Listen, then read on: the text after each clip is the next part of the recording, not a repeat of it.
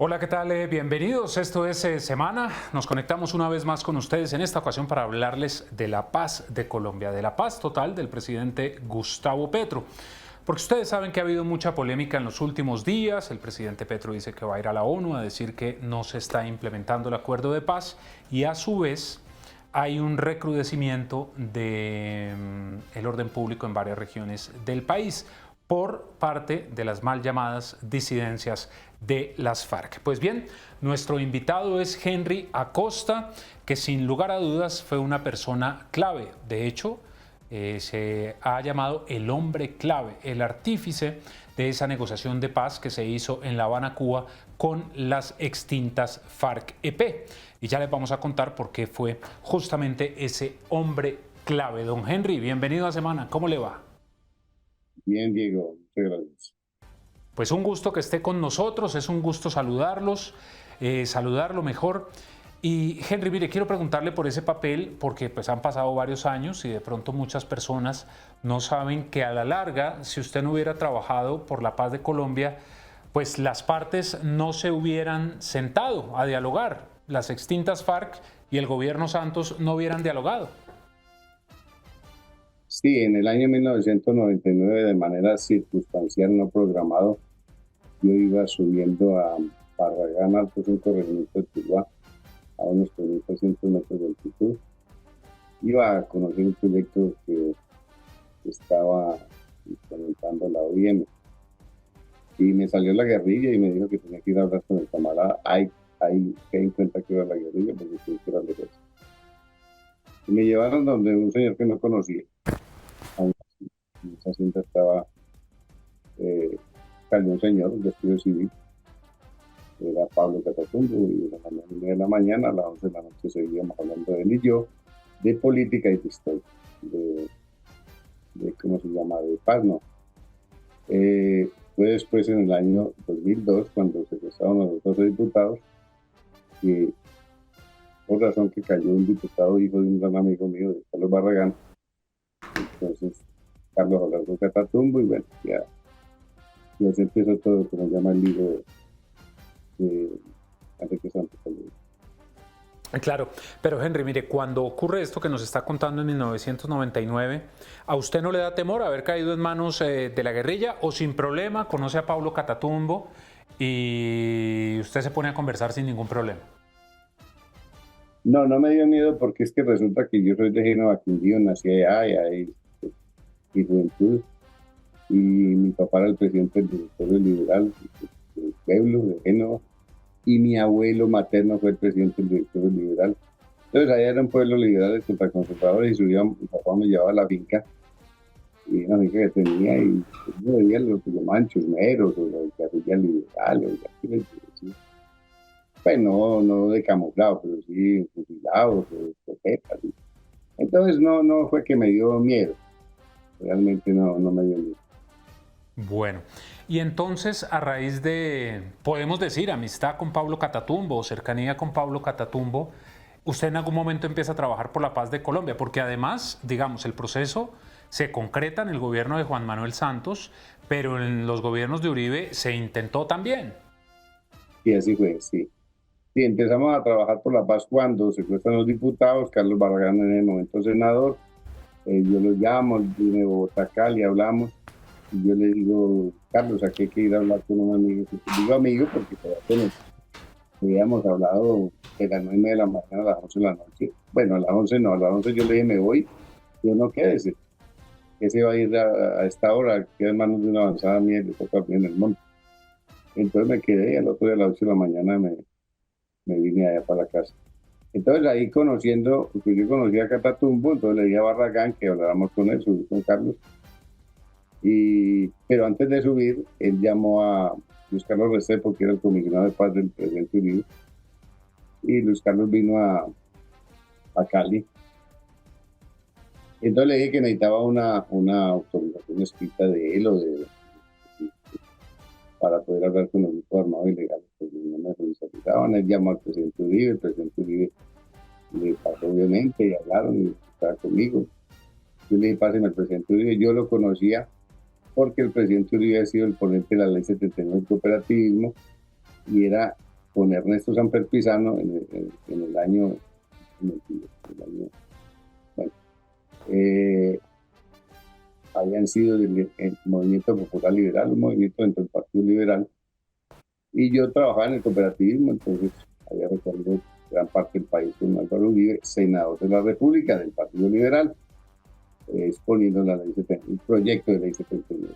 Hablé con el presidente Uribe y me dijo, no, Henry, ya me acordé, páseme al doctor Luis Carlos. Entonces, no, tranquilo, haga que pongan lo que sea.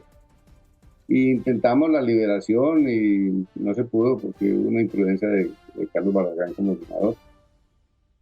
Pero quedamos Luis Carlos y Restrepo y yo conectados y ahí empezamos, no el proceso de paz, porque el presidente Uribe nunca quiso. Empezamos el intento de acuerdo humanitario, el posible despegue de Ley Pradera, tampoco se pudo. Y bueno, esos fueron 2 periodos. Y aquí hay un punto muy importante, Diego. De los 8 años de los 2 gobiernos de Álvaro Uribe Vélez, Luis Carlos Restrepo fue comisionado 7 años de los 8. A los 7 él se fue para La Habana. 7 años pues se fue para La Habana a hablar con el ELN. Simultáneamente estábamos intentando hablar con la FARC en el Ministerio de Israel. Y hay 2 cosas importantes. Pablo Catatumbo me dijo, vea, apenas logremos sentarnos a hablar por el acuerdo humanitario, yo voy con Alfonso Cano, con Alfonso Díaz, y hablamos de paz, que es lo más importante. Y Luis Carlos Restrepo me decía lo mismo, dijo, el presidente Uribe no quiere, pero yo no voy a desaprovechar la oportunidad y hablamos de paz. Entonces vuelvo a lo de que Luis Carlos Restrepo fue para La Habana. Se fue, ya llevaba 7 años como comisionado y a hablar con los helenos. No pudo, yo le dije, hablamos de allá, me llamó y le dije, doctor Luis Carlos, alístese, que si usted logra algo allá con el Comando Central del Heleno, prepárese para que venga a Colombia a hablar con cada uno de los 32 comandos, porque los helenos no le dicen frente ni columna. Entonces Luis Carlos dijo, sí, así es. Entonces renunció a su puesto de alto comisionado con una carta que se le entregó al presidente Uribe, diciéndole que la figura alto comisionado no era necesaria, que no servía para nada, que creara más bien la Gerencia Nacional de Desarrollo Rural, porque habían en Colombia más de 2.200.000 campesinos por debajo de la línea de pobreza absoluta. El presidente le entregó esa carta a un economista para que analizara eso, a ver si era cierto. Ese economista le dijo que sí, que eran ciertos, pero que habían 8,5 millones de ciudadanos en las ciudades, también bajo la línea de pobreza absoluta, y que no se podía trabajar solamente con los de las montañas, que había que trabajar también con los de las ciudades. Ese economista es Alejandro Gaviria, en ese momento decano de la Facultad de Economía de la Andes. Entonces, pues ya para trabajar con rurales, urbanos, entonces el presidente Uribe nombró a Framper en reemplazo de Luis Carlos Restrepo, y fue con Framper que se inició realmente las conversaciones de paz. Henry, pero entonces permítame, entonces desde que llega Frank Per o se hace este contacto con él, ¿es que inicia realmente la exploración de los diálogos con las extintas FARC-EP? Sí. Ahí le entrego yo una carta a Frank Per para Juan Manuel Santos, presidente electo, más no posesionado aún. Eso fue como en julio, algo así del año 2010, algo así. Entonces él se la entrega a la esposa porque Juan Manuel Santos estaba en Nueva York, algo estaba en el exterior. Es con Frank Per con quien iniciamos y bueno. Y también se intentó lo del acuerdo humanitario, continuamos con el acuerdo humanitario y se propuso Brasil como sede de los diálogos. De los diálogos para el acuerdo humanitario. Frank Per se movió mucho.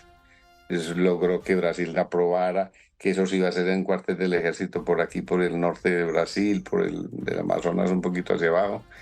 Bueno, se movió todo eso, la Cruz Internacional, estuvo todo listo. Pero ya no había tiempo, ya se estaba acabando el tiempo de Álvaro Uribe y ya no se alcanzó el acuerdo humanitario. Lo otro es que el presidente Uribe nunca quiso. nunca quiso la paz, no quiso porque yo lo he repetido mucho, lo que los que me están oyendo van a decir, ya lo ha dicho, pero es que en junio 16 del 2006, yo le traje un mensaje de Alfonso Cano a Álvaro Uribe, el expresidente de la República. Decía, sí, es un mensaje muy corto. Yo usaba el sistema, decía, presidente, le manda, decía Alfonso Cano, 2 puntos, abro comillas. Yo abría comillas para que lo que estuviera ahí entre las comillas eran palabras de él, no mías. Presidente Uribe, sentémonos a...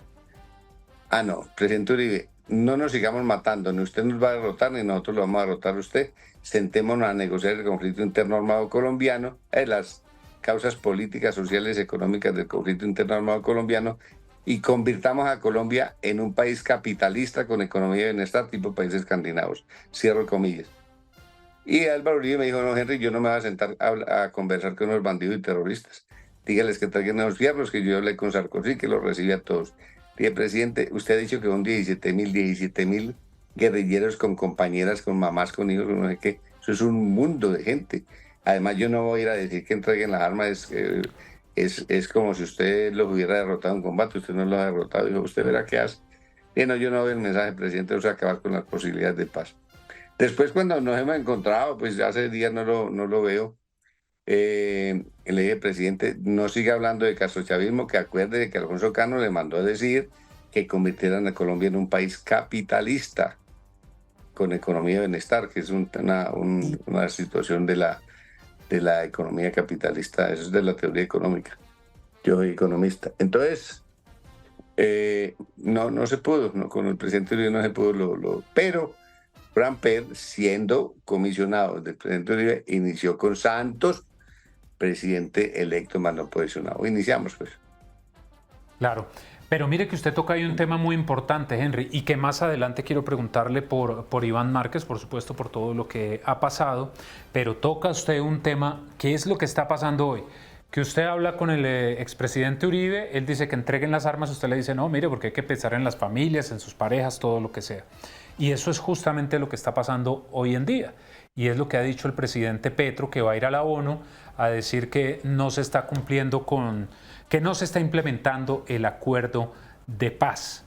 Mire usted que después de los años, el problema en el que estamos, y digo estamos porque es que el acuerdo de paz es un compromiso del Estado con las antiguas FARC-EP, ¿o no? Así es. Pues sí, yo he visto, pues solamente una vez en la vida he hablado con el presidente Petro. No era presidente, era candidato cuando hablé con él porque él me mandó llamar. Pues hablamos aquí en Cali, en una oficina de un hotel. Pero lo que yo he oído es que él va a ir al Consejo de Seguridad a decir que el Estado colombiano no ha implementado el acuerdo final. Pues muy raro eso, porque resulta que él es el ejecutivo del Estado, porque es poder ejecutivo, poder legislativo y poder judicial. Entonces él va a ir a decir, vea, yo vengo a decir que yo, que soy el que ejecuto las leyes, no he ejecutado el acuerdo final que está en la Constitución de Colombia. Entonces, pues raro eso. Además, hace ya casi 2 meses vino el Consejo de Seguridad de las Naciones Unidas y pues dice, van caminando, han hecho algunas cosas, otras no. Lo más grave del acuerdo final, hay 2 cosas graves. Una, Diego, de pronto me extiendo, pero hay una.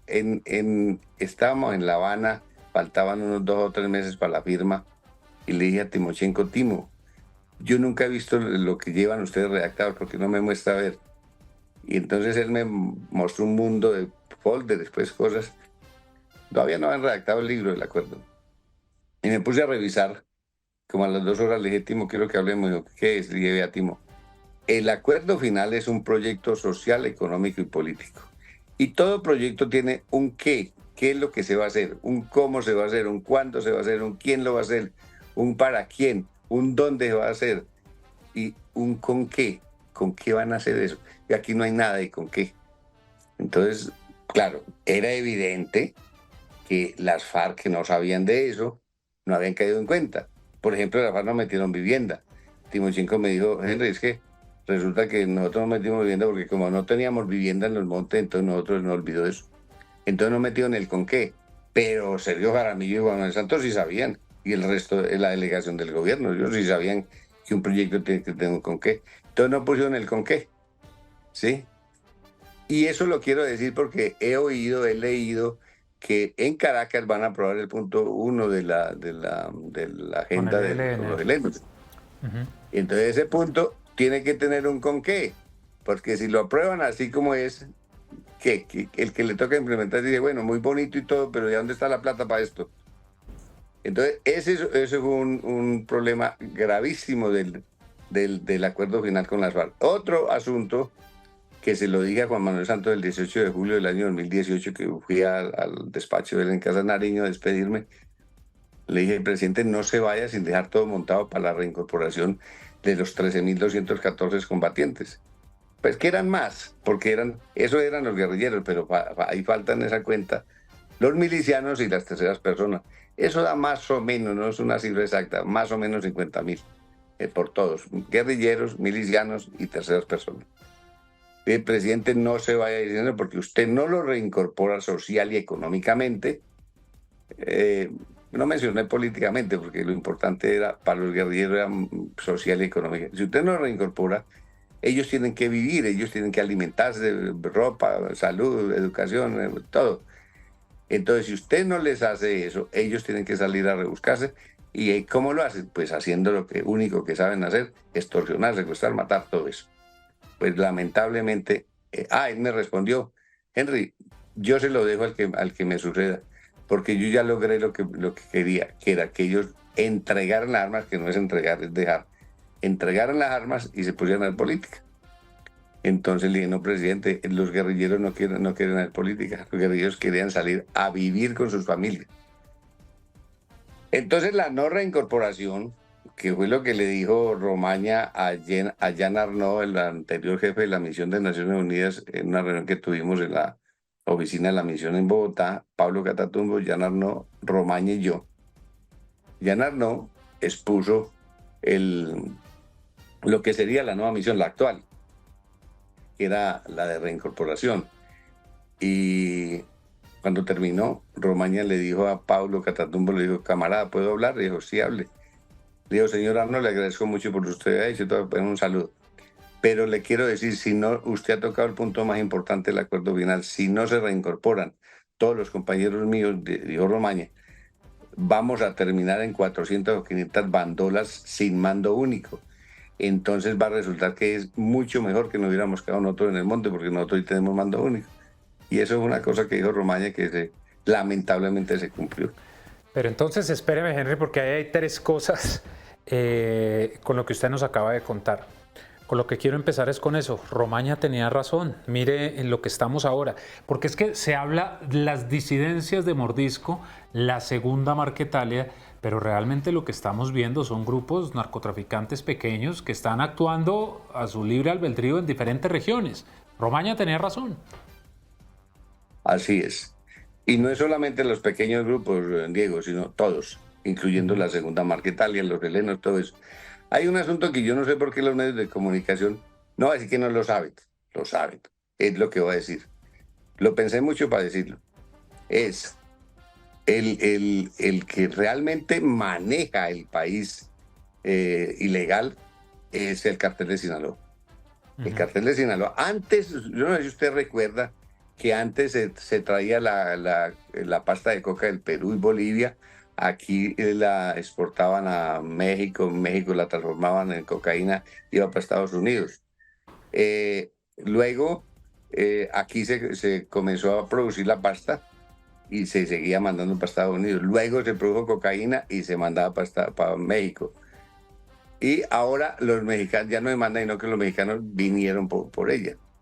Entonces el cartel de Sinaloa maneja todo eso. Todos los grupos armados ilegales, todos, absolutamente todos, tienen que tener nexos con ellos, porque ellos son los que le compran a los que producen la cocaína y la minería ilegal. Diego, porque la minería ilegal da más plata que la cocaína y la heroína. Entonces, el cartel de Sinaloa maneja todo eso y esos grupos ilegales protegen a ese que produce, o la minería, o los narcóticos, al que transporta y al que lo exporta. Entonces, son 3 puntos en los cuales todos los grupos armados ilegales, todos cobran lo que le llaman gramaje, otros le dicen impuestos, lo que sea. Entonces, esa es la situación. Y aquí voy a como a rematar con una cosa que es imposible, pero pues esa es la solución. La única manera de terminar con todo esto es que se legalice a nivel mundial el consumo de los narcóticos. Claro, queda el oro, la minería ilegal queda más plata, pero todo camino largo hay que dar el primer paso. Entonces, legalizar el consumo. Eso no se va a hacer a nivel mundial. A nivel mundial no. Porque, Diego, todos saben que yo trabajé con la FAO y hay un informe de la FAO de hace unos años que dice que de cada $100 que se exportan de cocaína a Estados Unidos, solamente $7 regresan a Colombia, 93 se quedan en Estados Unidos.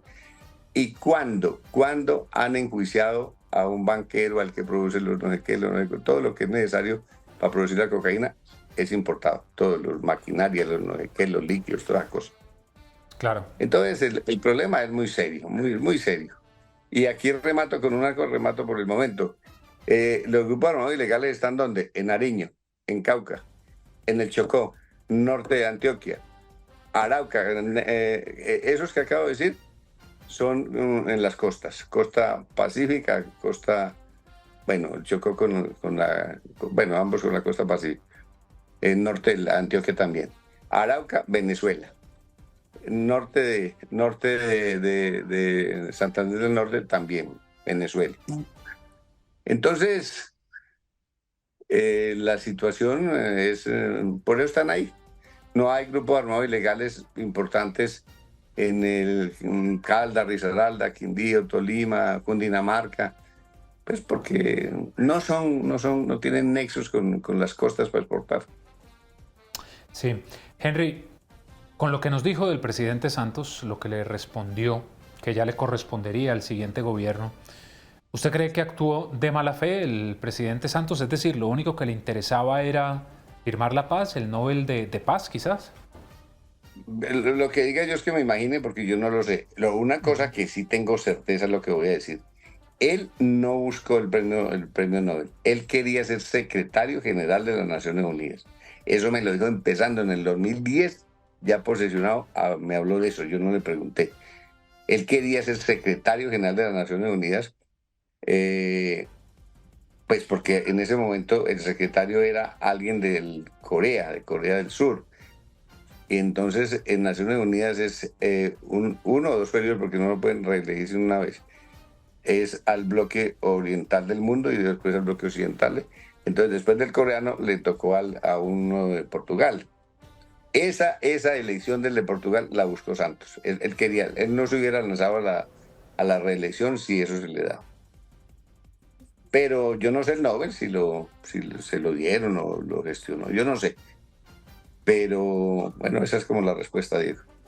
Claro, Henry, pero realmente si en el acuerdo de paz hubieran quedado todas estas características de la plata, de dónde iban a salir los recursos, de cómo ejecutarla, pues no estaríamos hablando en este momento de este asunto, porque claro, la implementación estaba diseñada a 12 años, pero si el gobierno Santos no dejó unos presupuestos, pues realmente el gobierno Duque, al margen de lo que la gente piense si hizo o no hizo, lo que sea, y el gobierno Petro, pues quedaron en problemas, porque tuvieron que llegar a solucionar algo que quedó pactado y que está en nuestra Constitución. Es cierto, Diego, pero yo no lo sé porque yo no volví a tener como informe de detalles, pero yo no sé si Duque o Petro le han hecho cuentas a cuánto vale lo que se necesita implementar. Yo no sé, porque podrían decir, no, es que resulta que el primer punto, yo recuerdo que Sergio Jaramillo me decía, Henry, eso vale mucha plata y se demoran muchos años. Se van a demorar por ahí 99 años, el primer punto, que es el de tierras. De plata no me dijo, pero si Duque o Petro hicieran cuenta, vea, es que esto vale tanto terminar la implementación y no hay los recursos o tenemos que hacer créditos internacionales o no sé qué cosa, por tanto, pero yo no sé si han hecho las cuentas, no sé, pero las debieron haber hecho, que ya llevamos, después de la firma llevamos, pues ya no sé ni cuántos años, como Ya llevamos 8 años. 8 años, sí. Henry, claro, pero Henry, usted sabe, digamos, teníamos dos personas en la negociación, dos equipos, las FARC, que no quiero decir que eran ingenuos ni mucho menos, pero sí creo que en estos temas económicos y eso tal vez no estaban tan al tanto de lo que debían hacer, como usted nos lo comentaba. Pero el equipo de Juan Manuel Santos, usted sabe que los políticos pueden ser lo que sea menos bobos y sabían muy bien lo que se estaba pactando. En ese sentido, nadie se dio cuenta entonces que había que dejar plasmado el tema de la plata, porque si no era un acuerdo pues que muy bonito internacionalmente, pero pues ejecutarlo iba a ser muy Claro, difícil. sí, sí nos dimos cuenta. Yo te conté, Diego, hace un momentico que yo le dije a Timochenko que ahí no estaba el con qué. Ahí Claro, en ese pero ya acuerdo no estaba el con qué. faltando 2 meses ya para firmarlo. 2 meses, ya no era por... ¿Ves? Hubiera podido, hubieran dicho, no, claro que Timochenko no era parte de la mesa. Y eso también tiene otra historia. Eso también tiene otra historia. ¿Por qué no era parte de la mesa? Y Iván Márquez, que no estaba de acuerdo con la paz, era el jefe de la delegación. Eso es un enredo que, si quieres, lo comentamos. Sí, ya lo vamos a comentar, pero entonces para ir cerrando por partes. El presidente Petro no quedaría mal ante la comunidad internacional, es decir, que el propio jefe de Estado colombiano vaya a la ONU a decir, mire, no estamos cumpliendo, yo soy la cabeza del Ejecutivo y no estamos cumpliendo. Es que eso suena un poco raro, por decirlo menos. No, no, es un poco bastante raro. Yo vengo a decir que yo no he implementado el acuerdo. Ese es el resumen de lo que él dice que va a hacer o hizo. Yo no sé si ya lo hizo. No, por ahora no hay certeza de que lo haya hecho. Y para cerrar entonces el capítulo de Santos, mire que también me trae recuerdos alguien quien fue congresista y quien estuvo en La Habana, un día en los pasillos del legislativo nos dijo, lo único que nos interesa es quitarle los fierros a estas personas. ¿Cree que realmente nunca se pensó realmente en el futuro de los excombatientes? Es decir, lo que se quería era firmar la paz, que entregaran las armas, que dejaran las armas y dejar esto así. Sí, no tengo pruebas, pero tengo certeza, convicción más bien, convicción de que sí, al gobierno Santos lo que le importaba era que ellos dejaran las armas. Lo mismo que me dijo Álvaro Uribe, aquel 16 de junio del año 2006, era lo mismo, que dejaran las armas, era lo importante. Entre otras cosas, un día le dije a Timochenko, ya habían firmado, le dije, Timo, ¿ustedes por qué pidieron senador y representantes? En vez de haber pedido alcaldías, haber pedido una cosa más de abajo que puedan hacer ustedes. Un senador va a una reunión en un pueblito y le dice, veas que necesitamos un puente. ¿Y qué? Necesitamos un hospital. ¿Y qué? ¿Qué hace él? ¿A quién le dice? No puede hacer. Y sobre todo también en medio de todo este escenario que estamos viviendo, para nadie es un secreto que la apuesta del presidente Petro es la denominada paz total.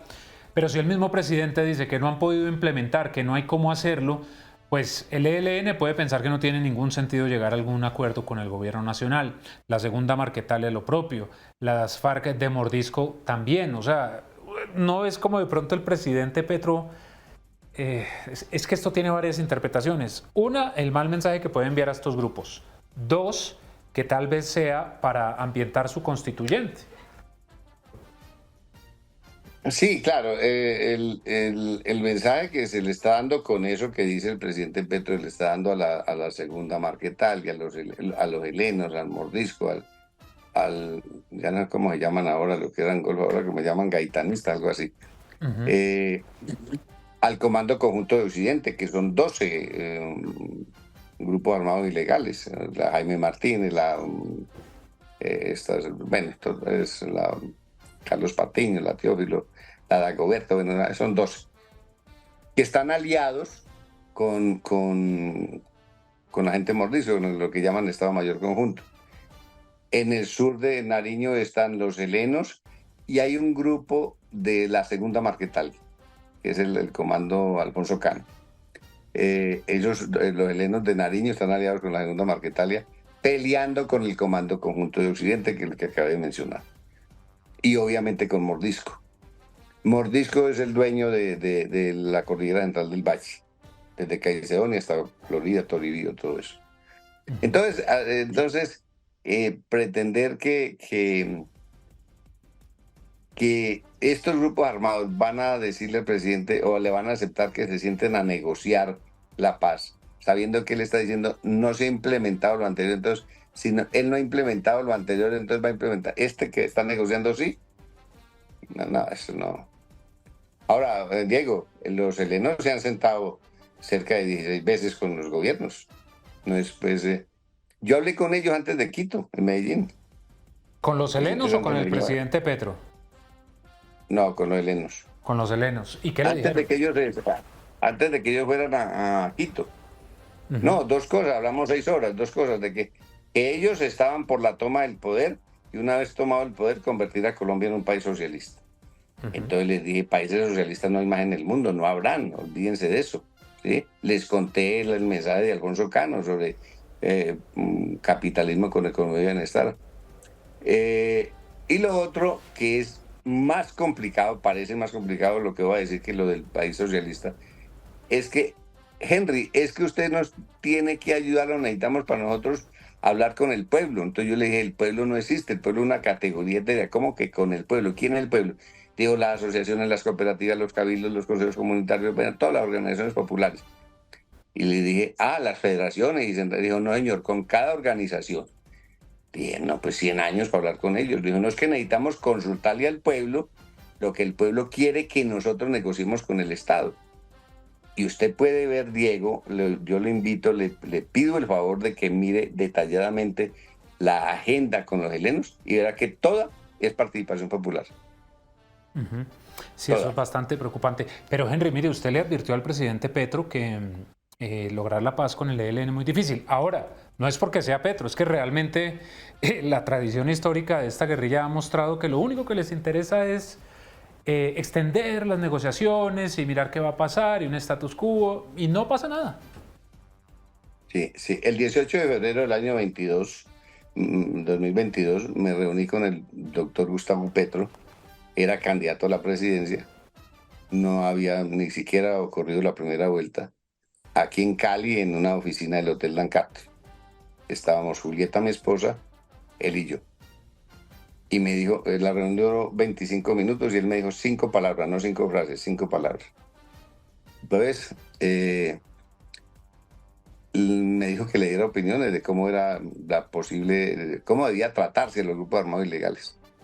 Entonces le dije que yo si fuera él, empezaría con la segunda Marquetalia, que es la que tiene claridad de objetivo político y tiene mando único.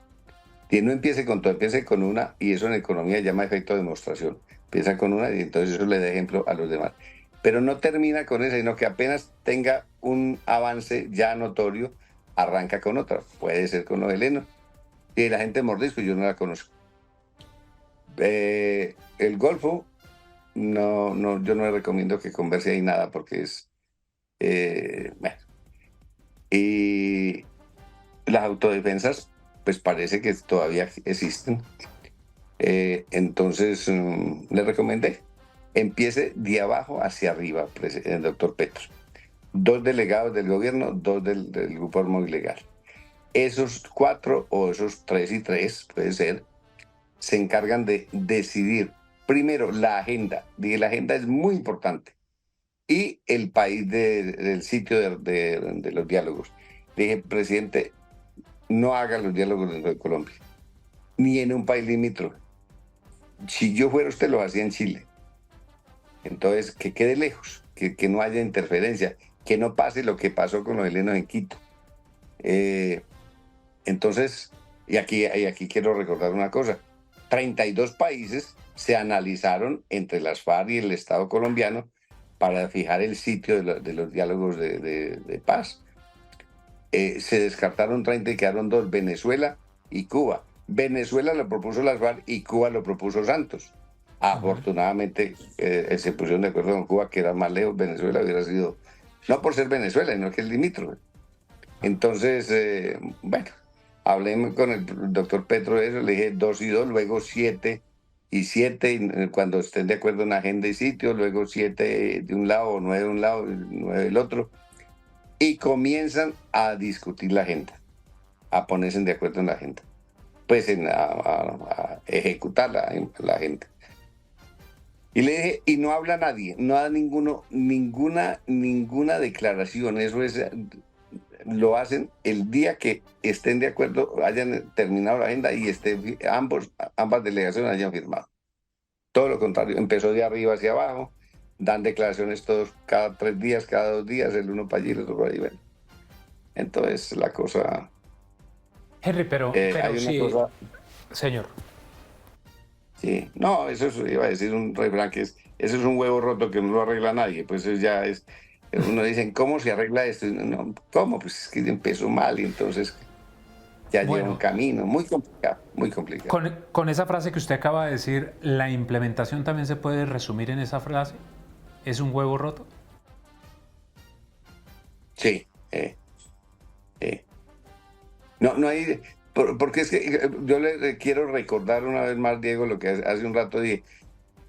En ninguna parte se sabe cuánto cuesta la implementación del acuerdo final. Nadie tiene esa cifra, nadie tiene esa cifra. No, entonces... O sea, que también esto es importante para nuestros televidentes, no hay una cifra global. Lo que hemos escuchado es que, por ejemplo, el factor de seguridad tiene un costo.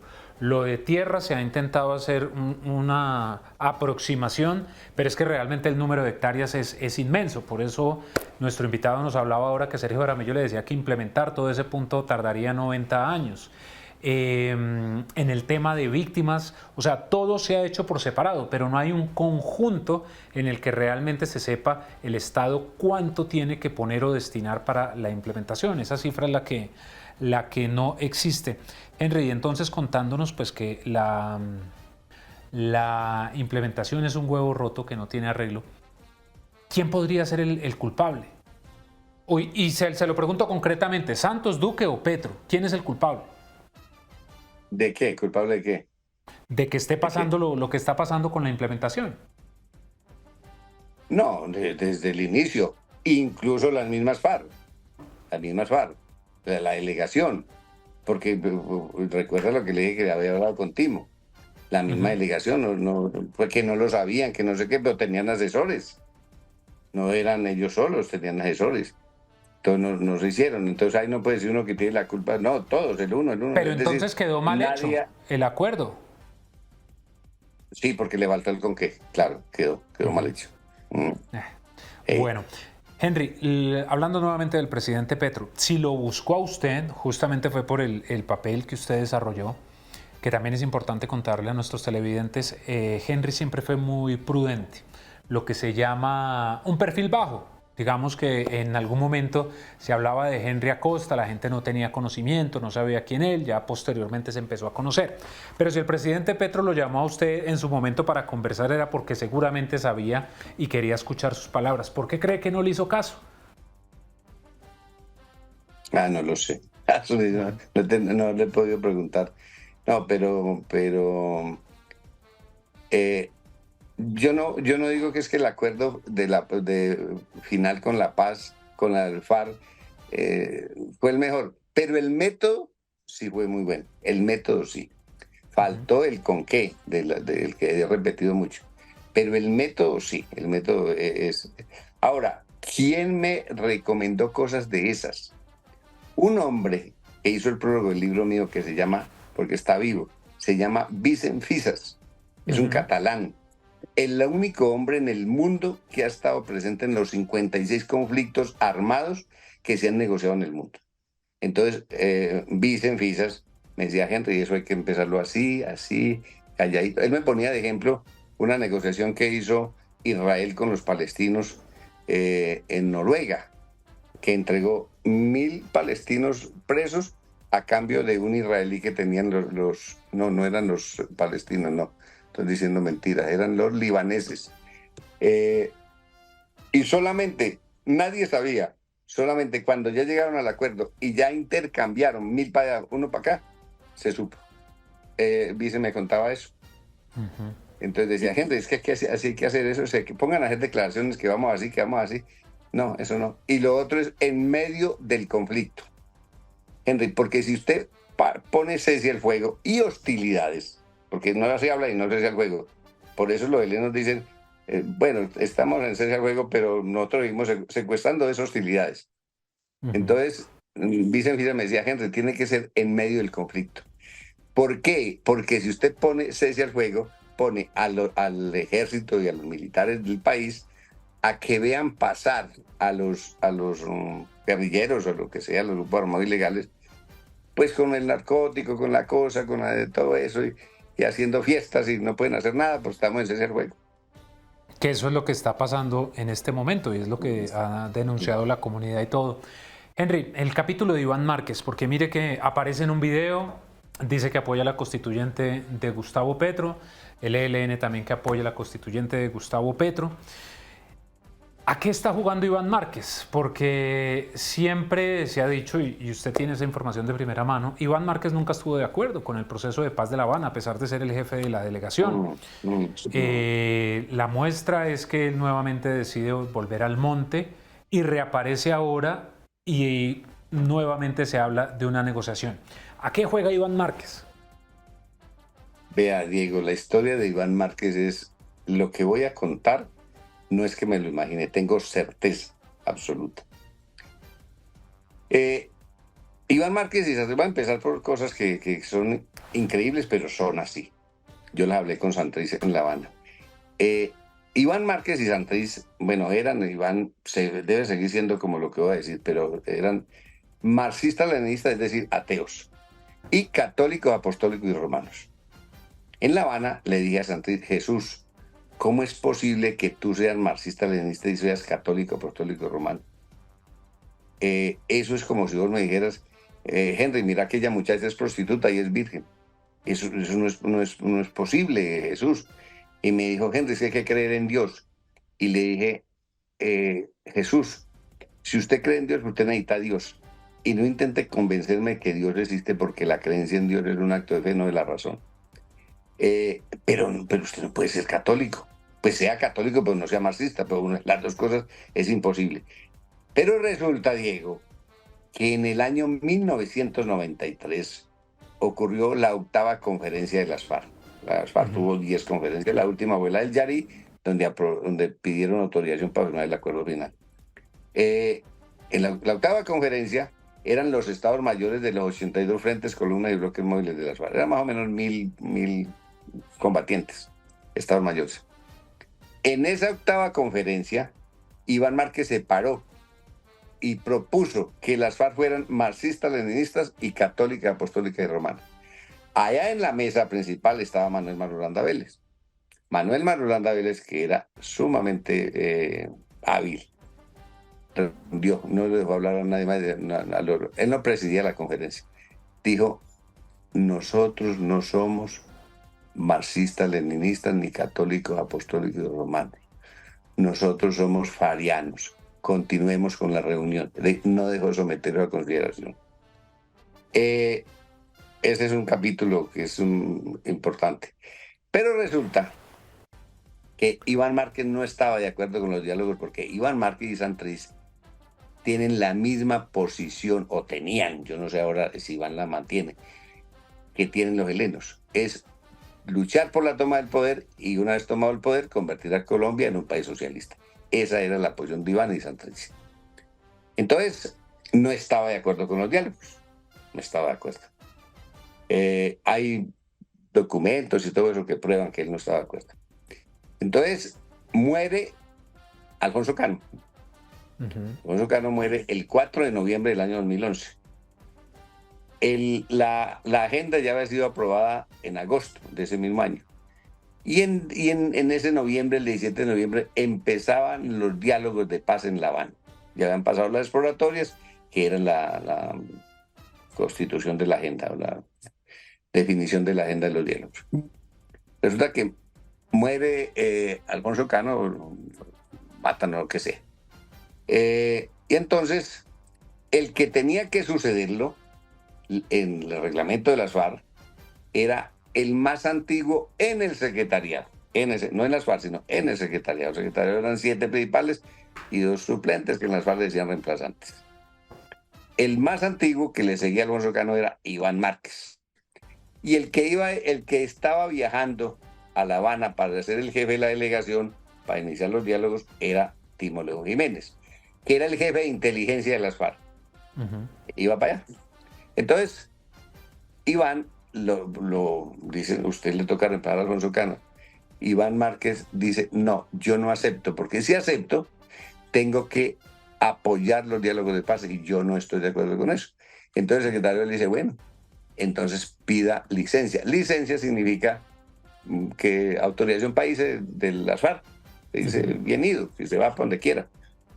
Deja de ser un guerrillero, pues. O lo nombramos jefe de la delegación. Entonces, todos estos detalles me los contó Timo en La Habana, Timochenko. Timochenko es de la Tebaida Quindío, yo soy de Génova Quindío. Entonces Timo me dijo, Henry, entonces hicimos lo que, como decimos en nuestra tierra, le dimos las llaves al ladrón. Henry, por ejemplo, usted sabe que tiene en ese cajón 10 millones de pesos y sabe que yo me los voy a robar. Me dice, Timo, ve, aquí están las llaves de ese cajón, cuídame los 10 millones de pesos. Entonces le dio la llave al ladrón. Entonces a Iván Márquez lo nombramos jefe de la delegación porque él dijo, no, yo no me voy, yo me quedo. Entonces se fue, jefe de la delegación. Entonces nombran jefe de la delegación a alguien opuesto a los diálogos. Por eso, Diego, los 2 primeros años de los 4 años de los diálogos fueron tan difíciles, hubo crisis, que también las tengo escritas y todo. Muchas crisis hubo, eso, mejor dicho, eso casi se revienta cada rato. Hay muchos, sería largo contar. Hubo una crisis en que Santos me mandó llamar con Sergio Jaramillo, que fuera a Bogotá y hablar a ver cómo se resolvía eso. Bueno, por esa razón, entonces no nombran a Iván. El que seguía en antigüedad era Timochenko. Entonces nombran a Timochenko, ¿sí? Nombran a Timochenko como comandante general de las FARC. 2 años después de que inician los diálogos, Timo resuelve irse para La Habana porque ve que la cosa está caminando mal. Entonces se va. No a reemplazar a Iván como jefe de la delegación, pero él llega a La Habana y escúcheme, Diego, a partir de ese momento, Juan Manuel Santos, presidente de la República, no le mandaba mensajes conmigo a Iván, que era el jefe de la delegación, sino a Timo. Y Timo le respondía a Santos a través mío. Timo me decía, Henry, cuéntele a Iván para que no te eches encima a Iván. Entonces yo terminé de hablar con Timo y le contaba a Iván en otra casa que vivían en el Laguito. Entonces, en La Habana. Entonces, le contaba a Iván, mandó esta razón, Timo respondió esto. Bueno, Henry, gracias. Él no decía, no estoy de acuerdo ni nada. Seguramente Timo después reunía a la delegación y contaba, está pasando esto, tal cosa. Entonces, esa es como la historia. Entonces, después ¿qué pasa? Firman el senador por el acuerdo final y toda esa cosa. Y sucede una cosa que casi no la han mencionado. Otoniel, jefe del comandante del Golfo en ese momento, le manda un mensaje a la cúpula no de las FARC en ese momento, sino del partido FARC, que se llamaba, que la DEA yo no sé si la DEA o la CIA, bueno, uno de los dos, iba a venir a llevarse a Iván Márquez, al paisa Oscar y a Santrich. Entonces Iván se va para el Pato, donde estaba el paisa Oscar, y allá el paisa comienza a ver que hay muchos drones, mucha cosa, que hay mucha vigilancia y resuelve irse. Y se va para Venezuela. Se va con 5 guerrilleros. ¿Sí? Y la compañera de él que se llamaba, yo no sé si está viva o muerta, se llamaba Paquita. Paca. Y Romaña, que estaba cerca, dijo, yo también me voy. Y Iván dice, yo también me voy con usted, yo no me voy a quedar solo aquí. Y se van. Después se va a Santrich. A Santrich lo pasó un guerrillero argentino que se llamaba, el nombre de un jugador de fútbol de la selección argentina se llamaba, bueno, Yo lo conocí. Bueno, era guerrillero activo de las FARC. En las FARC había gente de muchos países. En la guerrilla, pues. Entonces, se van todos. Ese es como el resumen así muy acotado de la Muy historia rápido, de Iván. claro. Pero Henry, con todo esto que pasó, ¿usted cree que realmente a Iván Márquez le interesa negociar nuevamente? Ahora, esto al margen de la discusión que hay, que según el acuerdo de paz, Iván Márquez no tendría una nueva oportunidad, sino sencillamente debería someterse a la justicia, pero eso es una discusión jurídica que digamos, se está dando y se ha dado. En lo personal, ¿usted cree que a Iván Márquez sí le interesa negociar? Porque no le interesaba antes con las FARC-EP, ahora con la segunda Marquetalia, ¿será que sí? Pues seguramente él piensa que con una constituyente van a definir un país socialista.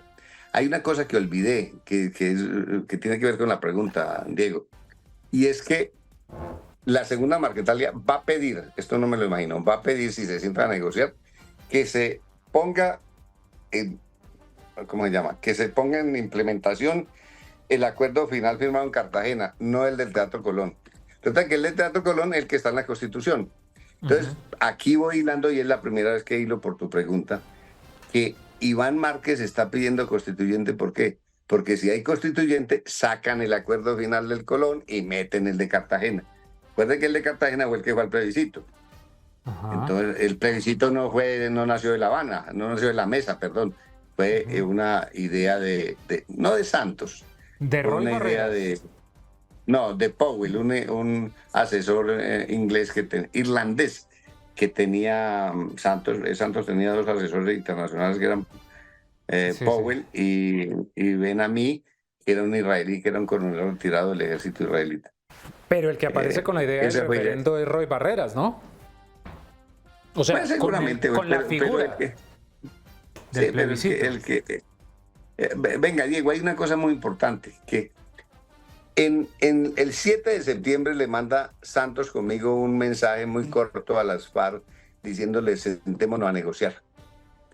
Y eso fue en septiembre. En octubre, Alfonso Cano le manda una respuesta a Santos, le manda a decir: dígale al presidente Santos que busquemos punto final constitucional, que no quede culebra viva, que todos, ¿cómo se llama? Paramilitares, guerrilleros, civiles, empresarios, terceros, pero todos queden libres de todo, que no haya necesidad de dialogar ni nada. ¡Pum!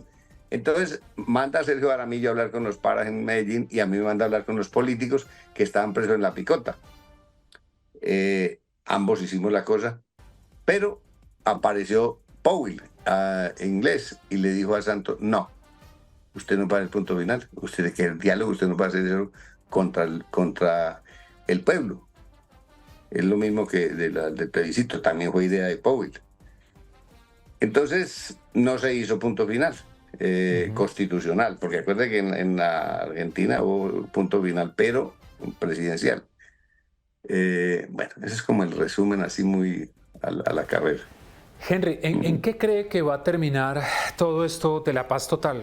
Con todo este escenario que usted nos ha dado, lo que piensa del ELN, lo que le dijo al presidente Petro, lo que tiene la certeza de lo que va a pedir la segunda Marquetalia con Iván Márquez, lo que está pasando con las FARC de Mordisco, ¿en qué cree que va a terminar todo esto de la paz total? Ya el presidente está a punto de cumplir 2 años en la Casa de Nariño y le quedan 2 años, y una negociación no es express, de eso no hay ninguna duda. Pues no sé, pues ojalá tuviera la respuesta. Lo cierto es que yo digo en algunas reuniones de amigos y todo, que estamos en el agujero negro. Eso está demasiado complicado. Es más, si llegan a ¿cómo se llama? Enjuiciar, ¿no? ¿Cómo se llama eso? Al presidente Petro, porque hay una cosa que le están haciendo del Consejo Nacional Electoral. No es al presidente que le están buscando el juicio, sino al candidato en ese momento. ¿Sí? Es al candidato en ese momento, no al presidente. Entonces, si llegan a enjuiciarlo, yo no sé si el presidente Petro se aguante eso, y no sé qué haga, se renuncie, no sé qué haga, pero la cosa no va. Por el lado de él, no le veo como no va bien. Y por el lado de los grupos armados ilegales, peor, peor, porque si siguen con esta cosa del cese al fuego, entonces, mejor dicho, aquí lo que tienen es que las fuerzas militares tienen que fortalecerse y combatir. Aquí aprovecho para decir una cosa, Diego. Señor. El cese al fuego en el Caguán fue fatal para el país, para el Estado colombiano, porque las FARC se fortalecieron, se fortalecieron. Y mire, después de 30 años, lo que está pasando con estos grupos, están fortalecidos. No sé si ha visto las imágenes, ya el armamento que tienen, incluso disparándole a los helicópteros. Lo que Y ocurría claro, eso no existía, no existía, no existía. No, las FARC no tenían eso. Bueno, Henry, como decía ahora, usted siempre mantuvo un bajo perfil, nunca esperó nada a cambio de su trabajo. ¿Se siente triste? Y mejor, se lo pregunto, ¿el presidente Santos usted cree que fue descortés con usted? Por no decir desagradecido. No creo, estoy seguro. Vea 2 episodios. ¿Está seguro de que fue desagradecido con usted? Sí, desagradecido, sí. ¿Cómo se llama? 2 episodios. Estoy en el despacho de él después del premio Nobel y está Ribeira, que era el secretario privado. Estábamos los 3. Y le dije, presidente, cuénteme una cosa. ¿Usted por qué no me invitó a la ceremonia del premio Nobel? El presidente Santos levantó las manos al techo, puso el dedo pulgar y el índice en cruz y dijo, Henry, se lo juro por la memoria de mi madre, que fue que se me olvidó. Y le dije, presidente, esa respuesta es peor. ¿Cómo hay que le olvidó? Entonces Ribeira le dijo, no, presidente, no se nos olvidó. A Henry lo teníamos ahí, teníamos a la embajadora de Suecia, que tampoco lo invitaron, porque Suecia fue vital en los diálogos. Entonces, entonces Rivera dijo, los pusimos, pero aquí nosotros vimos otras cosas, y vino un ordenador y reorganizaron una lista y sacaron a Henry y a la embajadora de Suecia. Ese fue un episodio. El otro, el 18 de julio que ya he mencionado del año 2018, en el año 2010, apenas empezamos, iniciativa, él dijo, Henry, como termine esto, bien o mal, yo lo nombro en algún puesto para en el exterior para protegerlo. Ese 18 de noviembre del 2018 le dije, presidente, ¿usted se acuerda que usted me dijo esto? Y dijo, sí. Entonces me dijo, ¿dónde quiere que lo nombre? Entonces yo le dije, presidente, nómbreme embajador en Portugal. A mí me fascina Portugal. El error mío fue haber dicho embajador, en vez de haber dicho, nómbreme para un puesto en la embajada. Entonces él me respondió, déjeme a ver qué hago. Cuando él me dijo esas palabras, pensé yo, aquí no hay nada, como que déjeme a ver qué hago. Entonces, nunca pasó nada. Después me mandó a llamar a Oscar Naranjo, vicepresidente. A través de Pablo Catatumbo me reuní con él y con mi esposa Julieta. Y él me dijo, Henry, es que, por cierto que le dije, señor vicepresidente, antes yo buscaba las reuniones de las FARC con el gobierno y ahora las FARC las buscó con usted. Entonces dijo, Henry, sí, ya me contó Pablo el asunto suyo que habló con el presidente Santos de la embajada en Portugal. Usted pide un país muy visible. Déjeme, yo hablo con el presidente para que le dé lo mismo, una cosa parecida en un país menos visible. Entonces, pues estoy esperando que hable. Nunca más me llamó a decirme nada. Nunca más se comunicó. Y eso sí es lamentable, la verdad, porque para quienes no conocen el papel que Henry desarrolló, pues fue clave. La verdad, sin la labor de Henry Acosta no hubiera sido posible que se hubiera hecho la negociación. Que ustedes tengan una opinión, que si fue buena, fue mala, digamos que un proceso de paz exitoso en el mundo no existe, totalmente exitoso. No existe, el de Colombia no es la excepción, ni más faltaba. Pero sin el trabajo de Henry Acosta no hubiera sido posible avanzar y es lamentable que el presidente Santos no lo hubiera reconocido. Oiga, Henry, entonces además de todo esto, usted no puede viajar a Estados Unidos, ¿no? Ese es otra. ¿Cómo le parece que un día cualquiera fue a renovar la visa? Yo decía como 3 años me va a vencir y fui. Creo que estábamos presidente, en los diálogos. Sí, claro, estábamos en los diálogos, sí. Y No, que yo no puedo porque yo soy terrorista. Soy responsable de actos terroristas según yo no sé quién en Estados Unidos. ¿Qué fue lo que pasó? Que un coronel del ejército, de cuyo nombre no quiero acordarme, hizo un documento, lo tengo en mis manos, firmado por él y toda la cosa con papelería del ejército.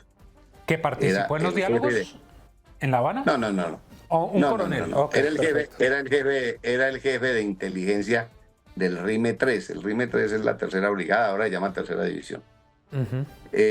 Hizo un documento diciendo eso, que yo era él no decía que terrorista, sino que yo era el director financiero de las FARC.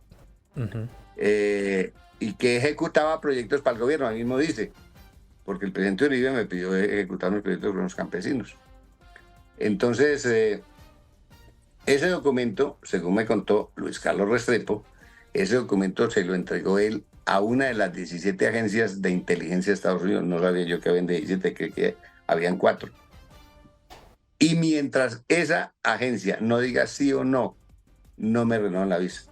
Eso se lo dijo el secretario de Estado, el secretario de Estado de Estados Unidos, a una asistente del Sergio Jaramillo.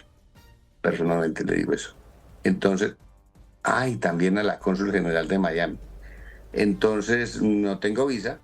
Me estaba contando, Henry, ya para terminar, que habló con Samper, llamó al expresidente Samper. No, fui a hablar con él. Y le conté, le dije, ¿qué hago? Y dijo, no, Henry, no se preocupe. Yo no tengo visa hace 31 años y no me hace falta.